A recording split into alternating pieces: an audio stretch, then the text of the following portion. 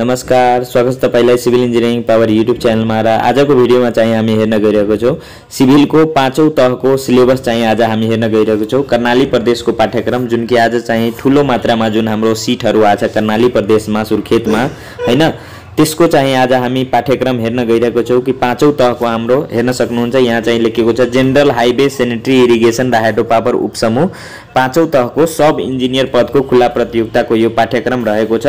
के को रहेको छ? यो सिभिलको रहेको छ। ठीक छ साथीहरु, सो हामी चाहिँ हेर्न गइरहेको छ। तपाईलाई थाहा छ कि पहिलाको सिलेबस भन्दा चाहिँ यो सिलेबस चेन्ज भइसकेको छ। अब चाहिँ नयाँ सिलेबस छ। यसमा सब्जेक्टिभ र अब्जेक्टिभ तपाईलाई दुबै छ। पहिला अब्जेक्टिभ मात्रै थियो, तर अब सब्जेक्टिभ पनि थपिदिएछ र के चाहिँ चेन्ज गरेछ त्यो सबै हामी डिटेलमा अहिले हेर्ने छौं। त्यही भएर भिडियोलाई पुरै हेर्नु होला। र तपाईसँग रिक्वेस्ट छ, यदि नयाँ हुनुहुन्छ भने प्लिज च्यानललाई सब्स्क्राइब गरेर बेल आइकन अन गरिदिनु होला र भिडियोलाई लाइक गरिदिनु होला। हामी चाहिँ स्टार्ट गरौँ भिडियोलाई। यहाँ तपाईहरु हेर्न सक्नुहुन्छ पूर्णांक चाहिँ 100 रहेको छ र यसको पास मार्क चाहिँ तपाईले कति यो अन्तर्वार्ताको कति रहेको छ? 20 रहेको छ र लिखित परीक्षाको चाहिँ 100 रहेको छ। र यहाँ अब हेर्न सक्नुहुन्छ यो मार्कको चाहिँ कसरी डिस्ट्रिब्युसन भएको छ। पुरै 100 मा र 40 मा चाहिँ पास मार्क छ। त्यसपछि यहाँ हेर्न सक्नुहुन्छ तपाईहरु 70 * 1 हैन, एक मार्कको चाहिँ क्वेशन हुनेछ 70 वटा, मतलब 70 वटा चाहिँ प्रश्न हुनेछ तपाईलाई। र त्यसपछि तपाईलाई जुन विषयगत हुनेछ यो चाहिँ 1 घण्टा 30 मिनेट टाइममा तपाईलाई भ्याउनु पर्ने छ है साथीहरु। 1 घण्टा 30 मिनेटमा तपाईले के लेख्नु पर्ने छ थाहा छ? 70 वटा अब्जेक्टिभ क्वेशन र त्यसपछि तपाईलाई जुन छोटो आन्सर क्वेशन हुन्छ, छोटो उत्तर वाला, त्यो चाहिँ तपाईलाई 6 वटा प्रश्न हुनेछ 5-5 मार्कको। बुझ्नुभयो त? 30 मार्क यो र 70 मार्क त्यो मिलाएर 100 मार्क चाहिँ हाम्रो पुगिहाल्छ। बुझ्नुभयो नि कसरी चाहिँ 100 मार्क हाम्रो पुग्यो? यहाँ चाहिँ यो 70 र 30 पुगाएर 100 मार्क पुग्यो। र अब सिलेबसमा के चेन्ज गरेछ म त्यो तपाईलाई हेराइदिउ। बाँकी बात नियम तपाईलाई थाहै छ। यसमा जुन रङ हुन्छ त्यसको चाहिँ मार्क काटिन्छ, 20% अंक कटा गरिनेछ हैन। र त्यसपछि यहाँबाट अब स्टार्ट हुन्छ हाम्रो सिलेबस, हाम्रो पाठ्यक्रम, जुनमा कि के चेन्ज गरेको छ। अब कुन-कुनबाट सब्जेक्टिभ र अब्जेक्टिभ दुवैबाट सोध्ने छ त्यो चाहिँ हामी हेर्न गइरहेको छौं। सबैभन्दा पहिला जुन सब्जेक्ट रहेको छ त्यो चाहिँ सर्भेइङ रहेको छ। र थाहा छ तपाईलाई सर्भेइङमा तपाईलाई के राखेको छ म हेराइदिउ। सर्भेइङमा A 1.1 मा जेनरल छ, जुनमा कि क्लासिफिकेसन, प्रिन्सिपल, सिलेक्सन र scale, entry into a survey field book हैन, स्केल प्लान म्यापहरु छ, यति कुरा छ। त्यसपछि 1.2 मा हामी हेर्दाखेरि यहाँ हेर्न सक्छौं हामीहरु लेबलिङको दिएछ। लेबलिङमा मेथड अफ लेबलिङ, त्यसपछि लेबलिङ इन्स्ट्रुमेन्ट्स एन्ड एसोसिएटेड, त्यसपछि प्रिन्सिपल अफ लेबलिङ, यो तीनवटा कुरा रहेको छ। त्यसपछि तपाईलाई theodolite, total station and traversing गरेर जुन टपिक दिएछ यसमा चाहिँ के छ? Basic difference between theodolite and total station, temporary adjustment, त्यसपछि fundamental line and desire relation रहेको छ। र त्यसपछि तपाईले के कुरा रहेको छ? ट्याकोमेट्रीमा स्टेडिया मेथड, त्यसपछि तपाईले ट्रिगोनोमेट्री लेबलिङ, त्यसपछि तपाईलाई चेक इन क्लोज ट्राभर्स हैन, क्लोज ट्राभर्सलाई चेक गर्ने रहेको छ। र त्यसपछि तपाईलाई रहेको छ कन्ट्युरिङमा, कन्ट्युरमा चाहिँ रहेको छ के characteristics of contour, method of contouring, contour plotting रहेको छ। त्यसैगरी सेटिङ आउटमा रहेको छ स्मल बिल्डिङ र सिम्पल कर्भको रहेको छ। त्यसैगरी तपाईले कन्स्ट्रक्सन मटेरियल, अब अर्को सब्जेक्ट स्टार्ट भइसकेको छ। यो सर्वेको चाहिँ खतम भइसक्यो। सर्वेको चाहिँ यति नै सिलेबस थियो। यहाँ हेर्न सक्नुहुन्छ 1.1, 1.2, 1.3, 1.4 र 1.5 चाहिँ यो सर्वेको सिलेबस रहेको छ। र यसबाट कति मार्क आउँछ भने यहाँ मार्क डिस्ट्रिब्युसन हेर्न सक्नुहुन्छ तपाईहरु। यो चाहिँ सबैको मार्क डिस्ट्रिब्युसन गरेको छ, एकाइ यहाँबाट र वस्तुगत यहाँबाट र विषयगत यहाँबाट। मतलब 1 नम्बरबाट 5 वटा चाहिँ वस्तुगत रहेको छ, यो मतलब यसको वस्तुगतको रहेको छ। त्यसपछि 2 बाट 5, 3 बाट 5, 4 बाट 4, 5 बाट 5, 6 बाट 5, 7 बाट 7, 8 बाट 7 हैन। र त्यसैगरी विषयगतबाट एक वटा चाहिँ तपाईलाई यो क्वेशन चाहिँ आउने गर्छ। त्यो चाहिँ मार्क डिस्ट्रिब्युसन गरेछ। यहाँ 14 वटा टोटल एकाइ रहेको छ, 14 वटा म अहिले तपाईलाई हेराउँछु। यो चाहिँ एउटा भयो सर्भेइङको। त्यसपछि तपाईलाई हाम्रो आउँछ कन्स्ट्रक्सन मटेरियलको। 2.1 मा हेर्न सक्नुहुन्छ स्टोन दिएको छ, 2.2 मा चाहिँ सिमेन्टको दिएको छ, 2.3 मा क्ले एन्ड क्ले प्रोडक्टको दिएको छ।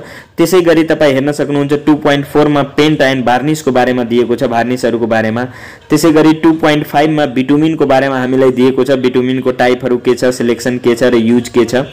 र त्यसपछि चाहिँ हाम्रो अर्को सब्जेक्ट स्टार्ट भइहाल्छ। त्यो सब्जेक्टको नाम रहेको छ mechanics of material and structure रहेको छ, स्ट्रक्चर 1 हैन।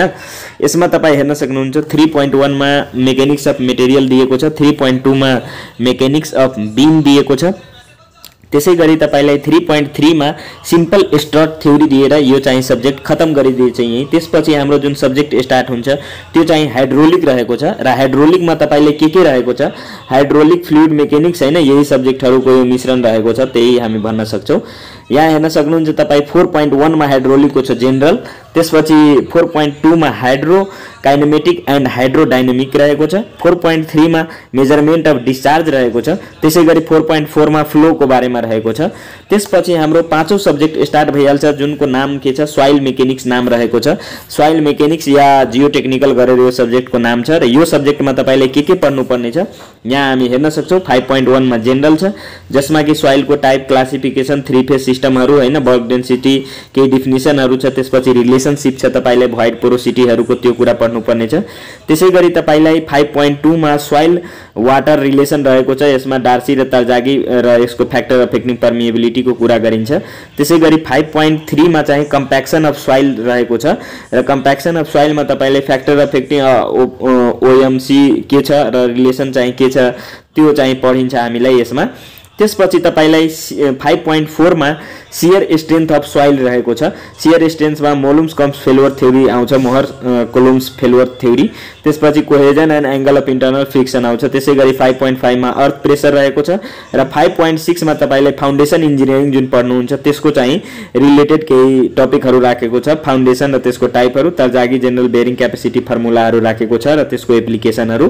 त्यसैगरी तपाईलाई पाँचौं सब्जेक्ट सकेपछि हाम्रो छैठौं सब्जेक्ट आउँछ जुन कि छ स्ट्रक्चर डिजाइन रहेको छ। स्ट्रक्चर डिजाइन रहेको छ आरसीसी। अब यसमा हामी हेर्छौं कि के कुरा छ। 6.1 मा रहेको छ आरसी सेक्सन इन बेन्डिङ रहेको छ जसमा कि ओभर अन्डर र बैलेन्स सेक्सन को बारेमा कुरा गरिन्छ र एनालाइसिस गरिन्छ सिंगल र डबल रेनफोर्स को रेक्टेंगुलर सेक्सन को बारेमा। त्यसैगरी 6.2 मा छ shear and bond for RC section. त्यसैगरी 6.3 मा रहेको छ एक्सली लोडेड आरसी कलम को बारेमा। त्यसैगरी 6.4 मा रहेको छ design and drafting of RC structure को बारेमा। त्यसैगरी 6.5 मा रहेको छ स्टील स्ट्रक्चर को बारेमा जुन कि तपाई छुट्टै चाहिँ सब्जेक्ट पढ्नु भयो होला। यो चाहिँ पाँचौं तहको सिलेबस रहेको छ जसलाई कि 5th लेभल पनि भनिन्छ। तपाईहरु ध्यान राख्नु होला, धेरै जनालाई 5th लेभल र पाँचौं तहमा पनि कन्फ्युजन हुन्छ, सोधिरहन्छ कमेन्टमा। 5th लेभल पाँचौं तह भनेको डिप्लोमा पास गरेको साथीहरु चाहिँ यसमा मजाले फर्म भर्न सक्छ, तर 10 पासले भर्न पाउँदैन। 12 पासले जुन टेक्निकल चाहिँ 12 पढाएछ सिभिल त्यसले चाहिँ मात्रै भर्न पाउँछ यसमा है। त्यसपछि रहेको छ 7औं नम्बरमा हाम्रो सब्जेक्ट जुन रहेको छ छैठौं सब्जेक्ट सकेर बिल्डिङ कन्स्ट्रक्सन टेक्नोलोजी हैन। र बिल्डिङ कन्स्ट्रक्सन टेक्नोलोजीबाट के कुरा छ 7.1 मा हामी हेर्न सक्छौं फाउन्डेसन को बारेमा रहेको छ, सबसोइल टाइप र सोरिङ डिवाटरिङ डिजाइन को रहेको छ सिम्पल। त्यसपछि तपाईले 7.2 मा रहेको छ वाल को बारेमा। त्यसैगरी 7.3 मा रहेको छ ड्याम प्रुफिङ को बारेमा, के सोर्सहरु छ र के प्रिभेन्ट ड्याम्पनेसलाई कसरी गर्ने त्यो मेथड चाहिँ रहेको छ। त्यसैगरी 7.4 मा तपाईले कन्क्रिट टेक्नोलोजी को केही कुराहरु जुन कि फर्मवर्कहरु, क्युरिङ, ग्रेडिङ, कन्स्ट्रुएन्ट्सहरु हैन, इक्विपमेन्टहरु के छ, वाटर सिमेन्ट रेशियो कसरी राख्ने त्यसको बारेमा रहेको छ। त्यसैगरी तपाईलाई 7.5 जुन रहेको छ 7.5 मा रहेको छ वुड वर्क को बारेमा। 7.6 मा रहेको छ तपाईले फ्लोरिङ र फिनिशिङ जुन बिल्डिङ को हुन्छ त्यसको बारेमा छ। त्यसैगरी 7.7 मा रहेको छ मोडर्न कन्स्ट्रक्सन टेक्नोलोजी को बारेमा। र त्यसैगरी तपाईले 7 वटा सब्जेक्ट सकेर हामी 8औं सब्जेक्टमा आइसकेछ जुन कि छ वाटर सप्लाई एन्ड सैनिटेसन इन्जिनियरिङ। यसमा के कुरा राखेछ 8.1 मा चाहिँ जेनरल छ ग्राभिटीहरुको, स्यालो डिपहरुको बारेमा, फिल्ट्रेसन ग्यालरीहरुको बारेमा। र त्यसपछि 8.2 मा छ ग्राभिटी वाटर सप्लाई सिस्टम को बारेमा जुनमा कि डिजाइन पिरियडहरु, सिलेक्सन अफ पाइपलाइनहरुको बारेमा पढाइन्छ। त्यसैगरी 8.3 मा रहेको छ डिजाइन अफ सीवर को बारेमा। 8.4 मा रहेको छ एक्स्ट्राटा डिस्पोजल एन्ड अनसिवर्ड एरिया को बारेमा। त्यसैगरी 8औं सब्जेक्ट हामी सकेर 9th सब्जेक्टमा आउँछौं, त्यो रहेको छ इरिगेसन इन्जिनियरिङ सब्जेक्ट रहेको छ। इरिगेसनमा 9.1 मा हामी हेर्न सक्छौं जेनरल छ जुनमा के एडभान्टेज र डिसएडभान्टेज इरिगेसन को के छ त्यो पढिन्छ। त्यसैगरी तपाईलाई 9.2 मा छ क्रप वाटर रिक्वायरमेन्ट रहेको छ। 9.3 मा फ्लो इन इरिगेसन क्यानल रहेको छ। त्यसैगरी 9.4 मा basic principle of integrated water resource management रहेको छ। र 9 वटा सब्जेक्ट सकेर हामी 10 सब्जेक्टमा आउँछौं जुन कि छ हाइवे इन्जिनियरिङ। र यो सब्जेक्टबाट तपाईले पनि धेरै कुरा सोधेको छ, हेर्न सक्छौं हामीहरु। जेनरल छ जसमा त्यसको हिस्टोरिक डेभलपमेन्ट रोड को हैन बेसिक रिक्वायरमेन्टहरु छ। त्यसपछि 10.2 मा जियोमेट्रिक डिजाइन को बारेमा कुरा गरिएछ। क्याम्बर सुपर एलिभेसनहरुको ग्रेडियन्टहरुको बारेमा कुरा गरिन्छ यसमा। त्यसैगरी 10.3 मा चाहिँ ड्रेनेज सिस्टमको बारेमा हामीलाई कुरा गरिन्छ र 10.4 मा रोड पेभमेन्टको बारेमा हामीलाई कुरा गरिन्छ र 10.5 मा हामी हेर्न सक्छौं रोड मेसनरीको बारेमा छ र 10.6 मा ब्रिजको बारेमा, 10.7 को चाहिँ रहेको छ रोड मेन्टेनेन्स एन्ड रिपेयरको बारेमा र 10.8 भनेको सस्पेन्सन एन्ड सस्पेन्डेड ब्रिजको बारेमा। त्यसैगरी तपाईलाई अब 14 वटा जम्मा सब्जेक्ट रहेको छ जुनमा कि 11th नम्बर सब्जेक्टमा हामी हेर्न सक्छौं एस्टिमेटिङ एन्ड कोस्टिङमा अब आइसकेका छौं जुनमा छ general, rate analysis, specification, valuation, construction management पनि यसमा छ हेर्न सक्नुहुन्छ। 12 नम्बरमा चाहिँ राखिदिएछ कुन सब्जेक्ट कन्स्ट्रक्सन म्यानेजमेन्ट। यो सब्जेक्टमा के पढ्नु पर्ने छ अर्गनाइजेसनको टाइपहरु के कसो छ, साइट म्यानेजमेन्ट, कन्ट्र्याक्ट प्रोसिजरहरु के रहेको छ हैन। त्यसपछि एकाउन्टिङको बारेमा र प्लानिङ एन्ड कन्ट्रोल चाहिँ मेन रहेको छ त्यसको बारेमा तपाईले पढ्नु पर्ने हुन्छ यसमा। ठीक छ। त्यसपछि अब हामी हेर्न सक्छौं 13 नम्बरको सब्जेक्टमा जेनरल रहेको छ। जेनरलमा के छ वाटर रिसोर्स इन कर्णाली प्रोभिन्सको बारेमा यो सबै कुरा दिएको छ। अब कर्णालीमा तपाई एक्जाम दिदै हुनुहुन्छ भने कर्णालीको बारेमा तपाईले थाहा पनि हुनु पर्यो जुन कि यति कुरा रहेको छ। Water resource in Karnali province, hydro power potential of Karnali power, drinking water supply and sanitation station in Karnali province, irrigation development in Karnali province, challenges in infrastructure development in Karnali province. 14 नम्बरमा रहेको छ लास्टमा civil service act 2049 and regulation 2050 conduct punished and leave to which civil employee is entitled हैन। यो चाहिँ दिएको छ। यो चाहिँ तपाईलाई सिभिल सर्भिस एक्ट रहेको छ र रेगुलेसन यो तपाईले पढ्नु पर्ने हुन्छ के पनिशमेन्टहरु छ र कसरी चाहिँ लीव दिन्छ टु द सिभिल एम्प्लोयीहरुलाई त्यसको बारेमा दिएको छ। त्यसैगरी केही मोडल क्वेशनहरु राखिदिएछ कि हामी चाहिँ यस्तै तपाईले एक्जाममा सोध्छौ। यहाँ हेर्न सक्छ हामीहरु यो चाहिँ मेनली सब्जेक्टिभको मोडल क्वेशन रहेको छ जुन कि तपाईले सोध्ने गरिन्छ। कर्णाली प्रदेशमा र कर्णालीमा यस्तै क्वेशन आउँछ त्यसैले एउटा फर्मेट चाहिँ उहाँ सरहरुले राखिदिनु भएको छ र यो चाहिँ तपाईले 20 वटा क्वेशनको फर्मेट राखिदिनु भएको छ। के को तपाईको यो चाहिँ 20 वटा फर्मेट रहेको छ अब्जेक्टिभको जुन कि हेर्न सक्छु तपाईहरु हेर्न सक्नुहुन्छ यहाँ हैन। यो चाहिँ तपाईले के को छ यो चाहिँ तपाईलाई अब्जेक्टिभको भयो र त्यसैगरी म तपाईलाई सब्जेक्टिभको पनि हेराइदिएछु तल।